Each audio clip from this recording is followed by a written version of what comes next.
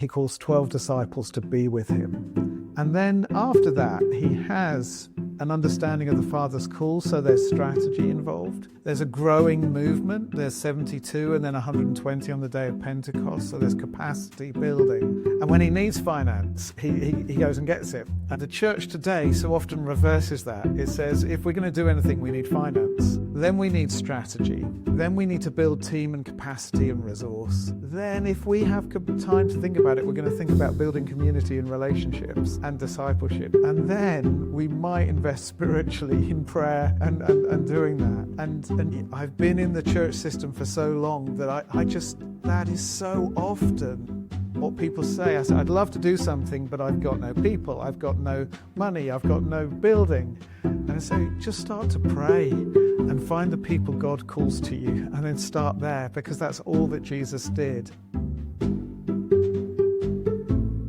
Welcome to our Dwellings podcast. We're here in London for the second leg of our cohort, and we're delighted to have again, as of last year as well, John McGinley and David Vincent. You're so welcome, and we've been so blessed by what you've shared already with us. And thank you for taking the time out to chat with us about a few things on our podcast that we know is going to really help people and bless them. So I just want to invite you to tell us a little bit about yourself, John and David, and what God's doing with you. So I'm John McGinley, and I have been ordained in the Church of England for 30 years. I've led 3 church communities before starting Myriad, which helps ordinary people to start new church communities wherever God has put them to make new disciples of Jesus Christ. And we have a vision for thousands of these in the UK. We formed 4 years ago. We've trained just over 100 teams so far, but we're really learning, discovering what God's teaching the church in these new organic grassroots communities. And I'm David Vincent, and I work with John with Myriad. Most of my life I've been a geography teacher and teaching teenagers in a local school. And alongside that, leading prayer based in North London. So that kind of interface between prayer and places and land I'm really interested in. And then got involved with just seeing people working on estates and some of the mission activity in London. I'm just aware that we have a kind of like a culture now where the church is starting to think about outside of the building. It's moved outside of the building. But when we talk about prayer, we often gather to the building. And so there's this gap between where's the prayer and where's the mission happening. And I wanted to close that. And so out of that, really working in the place of prayer to support church planting, to support what God is doing more widely. And that's how I got involved in Myriad. And also oversee a house in North London called St. Peter's Bourne, which is part of the 24/7 prayer, wider prayer communities that has a rhythm of prayer, and about 20 people living in the house there. Wow, that's incredible. And you've both been involved in the Send as well. Tell us a little bit about. Yep. So the Send is to mobilize those who are already Christians in that generation of 16 to 25-year-olds to really live all in for Jesus and to go wherever he sends them on mission. And so over the last couple of years in the UK and Ireland, we have seen over 20,000 people engage with the Send. We've called them to identify their missional calling, and then we've sought to equip them. We're encouraging them to be in little communities, spot fire communities as we call them, to fire them up, to continue to live missionally wherever they are, and then to step into that call. And I've been leading that, and David's been on the team leading prayer. And I think one of the things, we see what the new things that God is doing, but also there's very much, even with the Send, it was an echo of trying to pick up what we know God has said and what he's done in the past. And so one of the big aspects of the prayer for the Send was, Lord, do it again. We're not asking you to repeat what you've done before, but we recognize by looking at what you've done in the past that you are still wanting to rewrite our story.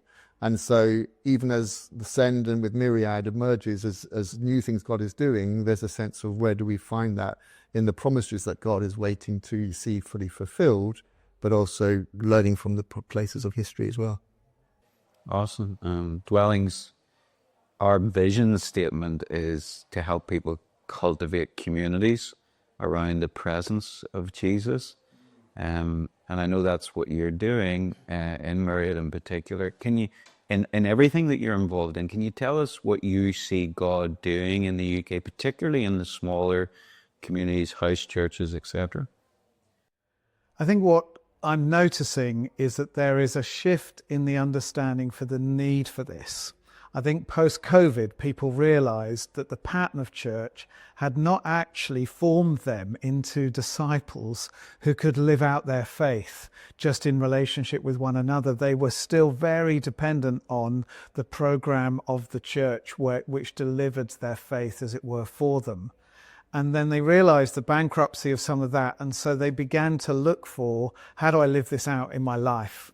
And they're looking for communities, authentic communities, that will allow them to do that. I think that church leaders are moving from a sense of this feels like a threat to, yes, I agree that that can be something God calls people into, but we're still at the point of saying, how does that work? What does that look like? Can this really be the heart of what God's doing at this time with his church? So there is still a question mark over it in the UK. And so we feel that we're in a transition time where we're pioneering this work. We're convinced that whenever God moves afresh, he always moves, it's two aspects. So quite often he moves in a younger generation, and he moves by forming new communities of faith that have a radical and distinctive nature that prioritizes disciple-making, communities that love one another and really seek to make new disciples. So I think, we're in a transition time. And so we're seeing some movement, but there's lots of challenges. I think, you picked up on the change that's happened post-COVID. I think one of the things also was that people got far more connected with their local space. And I think talking about the prayer in London as a whole, there was lots of prayer gatherings that were happening, and then immediately afterwards there was nothing, because people just like, actually, I've found my place. I want to pray more locally. And so it was much more of a local embedded. Now, there's a movement for wider prayer gatherings again, but even there, that's come with a greater sense of being grounded within the geography. And I think, when we talk about some of the church planting and the growth of what's happening in new communities, historically that's always been through quite activist, missional pioneers who want to do something within the community because they want to set up food banks or do sort of social work as a means to bring the gospel. But I think people are now much more aware that they are present with God in their community. And so I think one of the things I'm observing is that people are praying for their streets, praying for their neighborhoods. And so although out of that then there's a growth of you discover the heart of God, and then you discover something for a missional call to that community because you've connected with God for the place. But there's another pathway that leads us into new communities that are being formed, which is not just through the activism, but also through being the prayerful presence in a place as well. Yeah. I must say, one of the things that inspire me most is hearing stories of what God is doing. And I remember when I heard you, John, in relation to the Send, I think it might have been in Dublin, you told a story about a kid who came to faith. He had no interest in God and ordered a Bible, and then he ordered a box with Bibles. Yeah. I mean, give us a couple of stories. I mean, some of us have read the Quiet Revival report, and that term is being used, but God is doing something. There's definitely something happening. Give us a couple of inspiring stories that will just increase our faith. Yeah, so a local church who had a young adults and youth worker who was basically ready to give up because he'd seen no fruit at all. So it's important to hear that as the background. And then a young man who was playing centre forward for the local semi-professional football team just came to faith on TikTok, reading his Bible, encountering Jesus, walks into church. He brings a friend. That friend had been prayed for by a Christian young woman in that church. And so she then sees what God's doing. She invites some other friends. Then another guy who was a roofer and did some repair work on the vicarage experiences the presence of God in this building, goes, what was that? He's told, you've experienced the Holy Spirit. He comes into church, and suddenly there's a group of 10 young adults. And what this church does is so simple. They invite them to a Bible study group that some retired guys are running. And they join it, and they love it. It feels like family. And then out of that, they start to grow in faith.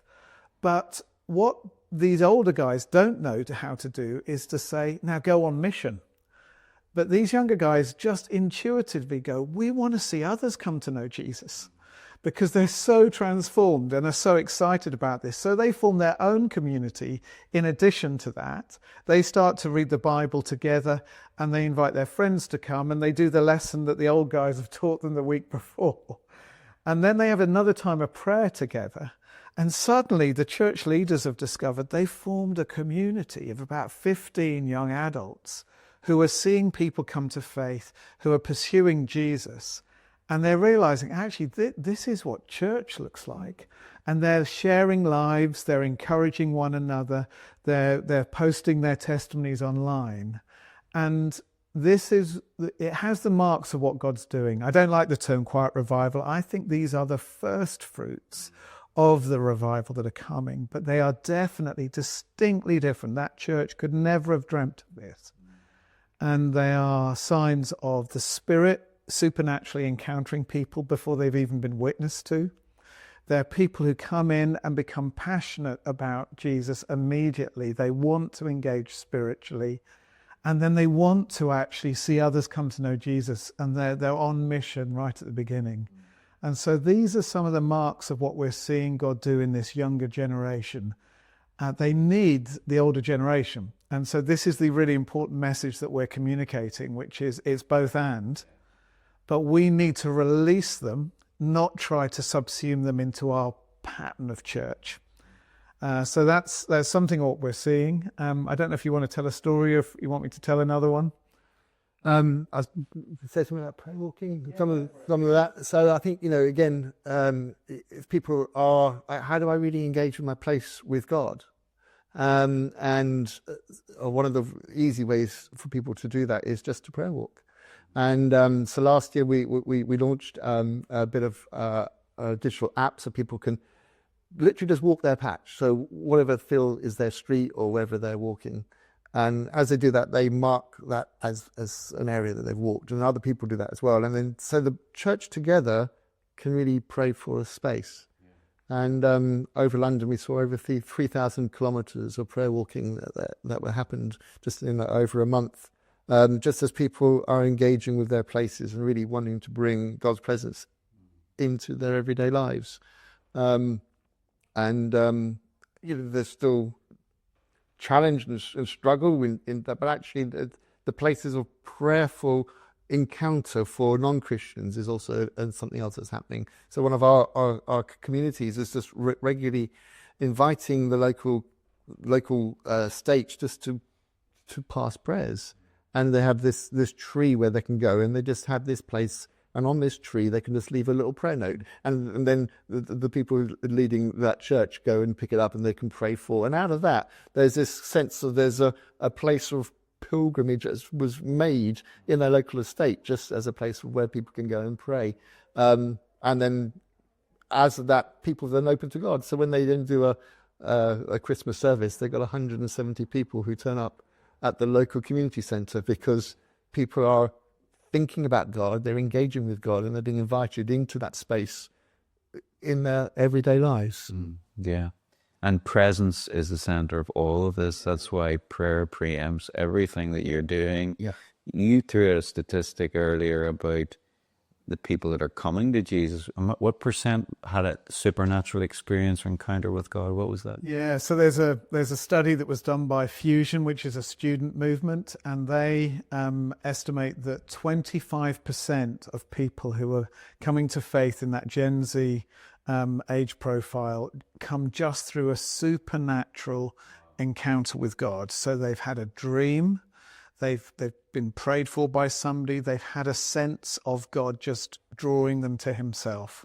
And so the difference that makes is that the church's job is then to help them understand that, rather than work out how to persuade them that God is real. Just one little great story. Young person has a dream in the night in which Jesus comes and tells her that she must read the Bible, and he gives her a passage that she must read. She wakes up in the morning in the fear of the Lord, going, I don't have a Bible, turns on her light, and on her bedstand is a physical Bible open at that passage. She goes into school, finds the one Christian that she knows and says, what does this mean? And at the same time, their other best friend said, I had a dream last night and a figure in white appeared to me and said to me to follow him. Now, I'm sorry, where is this happening? This happened in Oxford, in the UK. Century. 2025, just before Christmas. And it was, it's happening to ordinary British people. It's not just the people who are more spiritually open from other cultures. This is what God is doing. So I lead a prayer house in North London, as said, and our cleaner we employed to come into the house. She came and spoke to me, and she said, "What is that place? What do you kind of do there? Because ever since I've started working for you, I'm having night visions." Or she didn't use that language, but she said, I'm lying in bed and I see this face on the ceiling of this person who's looking at me. And she says, and I just cry. And it's not like sad, it's like it's a happy kind of tears, because I just feel so at home and overwhelmed. Can you explain what's happening? So able to introduce her to Jesus, and you know, out of that experience of this encounter, by being in a place of presence, God just met with her in her every day. And it's like the Acts of the Apostles, really, isn't it, for today? It is. It's incredible. It is. Well, I want to just shift a little bit. I could listen to those stories all day, and I think probably others could, but some people who are listening are maybe trying to pioneer a community in their home. Some people are doing it in a workplace or a gym or school. And it's not the easiest thing to do at times. And there's some stats that are around, you know, that the average house church maybe has a shelf life of 3 to 4 years. That could be what God wants, maybe, in certain circumstances. So we're not decrying the value of a short life for a house church. But I think most people would like to see longer than that, or like to see more of an impact. I think there was a statistic you used, only 18% of churches are still there, pioneer churches, after 4 years. But you also alluded to the fact that doesn't have to be the case, and you're seeing stats that are more healthy than that, especially through Murray and David. Can you tell us what the differences are there? What makes the difference? What you've seen makes the difference? So the research that we did, we helped in the launch of Myriad, the key factor that we identified was having somebody to champion and to walk with the person. Okay. And so somebody who's got a mentoring experience, who's walking with them, is able to be there with them. What we do within Myriad is we create a learning community. So that even an individual planting team isn't doing it on their own, but they're doing it with others who are in a similar situation. And my particular role there is looking at how we develop prayer. So there's, you know, what are the prayer steps that we need people to understand? And there's an aspect of it where when you start a church, you are making a declaration of the kingdom is here, which is going to attract attention. So how do we not only develop the prayerfulness that is around our communion and abiding with God, but also we understanding the other aspect of prayer that Jesus talks about praying for his kingdom to come and exercising authority. So there's those two aspects that we do in the development. And so when we have teams where things have been very challenging for them, it's how do we bring the prayer support for them? Individual, words and speaking into their situation that can sometimes unlock things for them. But also we've had, church plants where people they've never gone to, prayer walked with them, spent time with their team, and we have a prayer champion in every one of the hubs that we have. There's somebody who's facilitating the prayerful support for these pioneer missioners in doing what they're doing. So there's something of we talk like it's an incubator. We want to create this environment where growth happens.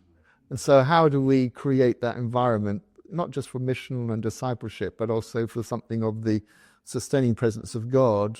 When my heart is overwhelmed, lead me to the rock that's higher than I. So how do we keep people back into that routine of processing with God what they need to do in order that they can find the ability to renew their strength and move on for another day? And hearing some of those stories and testimonies, very romantic, very inspiring, but it's not easy work. And it can be messy, can't it? It really can. And I think that the reason that we journey for 2.5 years with these teams in our Myriad pathway is because we need to support them over that long term, because it isn't straightforward. And there are so many different factors involved in building team, in learning how to reach your community, in learning how to be a discipling community, a formational place in which the presence of God comes and transforms people, in which you're on mission together. We were talking earlier about how do you relate to the established church, and how do you receive the resource and support, and yet how do you get released, and how do you form good relationships into that space? All of that is incredibly complex. And so that's why Dwellings is so important. That's why we believe Myriad is so important, because people need support to do this. But Jesus always moves in this way.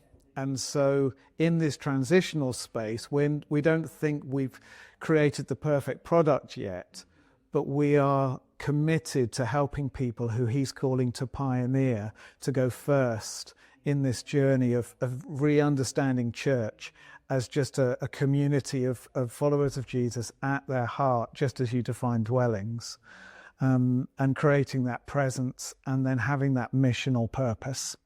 And I like what you said about partnership even with the traditional church, because sometimes pioneer movements, house church movements in particular, can be quite critical of the trad church, traditional heritage church, but the sweet spot is everybody working together and seeing the benefit of cooperation. And I think that the established churches, they have to be renewed. They have to rediscover their missional purpose. And one of my sort of little images is of the established church as a harbour, which little boats can flow in and out of. The danger is that established church, first of all, doesn't release the little boats, doesn't equip and doesn't send. And secondly, just constantly tries to draw them back in as if that's where they should be, in the harbour. But actually, Jesus is sending people out onto the seas to rescue people. And so he's trying to get that sweet spot. And the established church needs renewing, and we need to learn how to be in relationship with it in those smaller communities. And there's something also coming back into the harbour that enriches the harbour as all the fish are unloaded. Yeah. That the established church goes, wow, and it allows people's vision and perspective to be challenged, even for people who don't feel any call into those small little churches. But there's something of that interaction that is not just a blessing for the smaller churches, but it helps with the renewal and the reframing for the larger churches. So beautiful. There's something you said earlier around the model Jesus used and what he invested in, as opposed to what sometimes the church invests in, it almost as a reversal. Yeah. Could you elaborate? Both of you talk about that for a while. I'll share the framework, and then David can talk about the heart of what Jesus did, because it's so interesting in what Jesus does is that he turns up on this earth and he begins his ministry by fasting for 40 days. So it's an absolute spiritual investment, nothing else. Incredibly weakened physically and isolated from every other influence. But that's where he wins those battles to begin with. Then he invests relationally. He calls 12 disciples to be with him. And then after that, he has an understanding of the Father's call, so there's strategy involved. There's a growing movement. There's 72 and then 120 on the day of Pentecost, so there's capacity building. And when he needs finance, he goes and gets it from all those different places that it comes from. But the church today so often reverses that. It says, if we're going to do anything, we need finance. Then we need strategy. Then we need to build team and capacity and resource. Then if we have time to think about it, we're going to think about building community and relationships and discipleship. And then we might invest spiritually in prayer and doing that. And genuinely, I've been in the church system for so long that that is so often what people say. I say, I'd love to do something, but I've got no people, I've got no money, I've got no building. And I say, just start to pray and find the people God calls to you, and then start there, because that's all that Jesus did. But we're in this mindset. And that capacity to believe that if you'll gather a few people together to start to worship and pray, that could change the world, is the mindset that is right at the heart of what we are believing for. And I think that place of presence where you encounter God together is kind of a shaping of the place of discernment. Because I think, we're in a landscape where it feels like, it's almost like after a wildfire. All the landmarks have seemed to have disappeared. What was even the familiar street and the path that we used to walk down has now just been sort of shrouded in smoke. It's just like, which way do we go? And there's something about that, which is because the fire of God is coming to his church. And actually, as part of that, dead wood is burning. And the view that we had of perspective is now much shorter. Whereas before we would, as a leadership, we would go, okay, so what do I need to hear God for? I would have God's spoken to me. I've got this idea and I've really heard God. I would go away. I would formulate my plan, my strategy, find the resources from that, and I would run with that. 2-3 years later, that's gone really well, or we've worked it out, and then I'll go back to God and go, okay, what next? Whereas that's just been completely ripped up. It feels it's that God is saying, I want a dependence upon me, which is daily. I want a strategy upon me, which is daily. I don't want you to receive from me and think that's manna that's going to sustain you for weeks or months with a strategy of this is how you can now do it. The new way of doing it is just like lean on me. So it's like, okay, what are you going to do today? Because it might be different from what you did last week. So that ability to hear God, not just for yourself, but also as a team together to learn how to discern where are we being led to go. Okay, we tried this. It really didn't work. Okay, God, what do we do next? Because we're not here because we've got a particular plan. We're here just because we want to do what you want us to do. So that constant dependence, I think, is something that the church is being brought back into in a new way. Yeah. I could talk to you two guys for a long, long time. And I just want to thank you for not just your time today, but for your insights and wisdom, apostolic and prophetic wisdom around what God is doing and inspiring us in the hardness and the challenges of that pioneer type ministry, but also being here in the UK, which is where home for me, and pioneering and leading and inspiring us to keep going. And we've learned from you in Dwellings a lot, and we bless you and bless Myriad and bless the Send and everything that you're involved in. Maybe I could just pray before we close out. Lord, thank you that you're at work in your world. Thank you for these stories of your moving. And Lord, I guess my takeaway today is except the Lord build the house, they labor in vain that build it. And these stories that we're hearing are things we've dreamt of for years. I read about them as a child in centuries gone by. But when we see it breaking forth, we're always looking for patterns, we're looking for models and formula. But Lord, ultimately, we can have the models, the patterns, the formula, and not have your presence. And we're seeing that it's you, Lord. It's all about you. And Lord, we thank you for this reminder from John and David. And we bless them, and Myriad, Descend, and all that are involved in. And we're so excited to hear more stories of what you're going to do through them. In Jesus' name, amen.